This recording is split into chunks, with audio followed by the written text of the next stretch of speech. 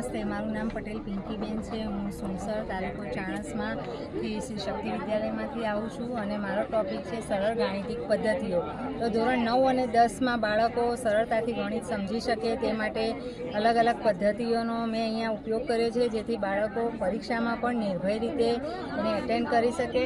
તો આપણે અહીંયા જુદી જુદી ટેકનિકો લીધી છે, જેમાં વૈદિક ગણિતની રીત પણ છે, સંભાવનાની રીતો છે, આ ઉપરાંત આ બાજુ પણ વૈદિક છે. નિત્યસમ તો કઈ રીતે સાબિત થાય છે એરિયા વાઇઝ એને સાબિત કરેલું છે. આ ઉપરાંત ત્રિકોણમિતીય વિધેયો જે છે એની વેલ્યુને યાદ રાખવા માટેનું કોષ્ટક જે છે ઇઝી વે, તો એ પણ અહીંયા રજૂ કરેલું છે કે 0 થી 1 2 3 4 લખી અને ડિવાઈડ બાય 4 કરી અને વર્ગમૂળ લખીએ તો એક જ વેલ્યુ યાદ રાખીશું આપણે એક લાઇનની, તો બાકી દરેકે 5 લાઇનની વેલ્યુઓ આપણને યાદ રહી જશે.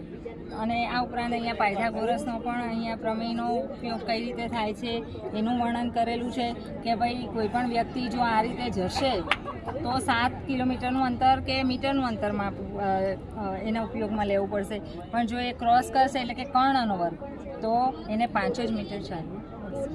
Thank you.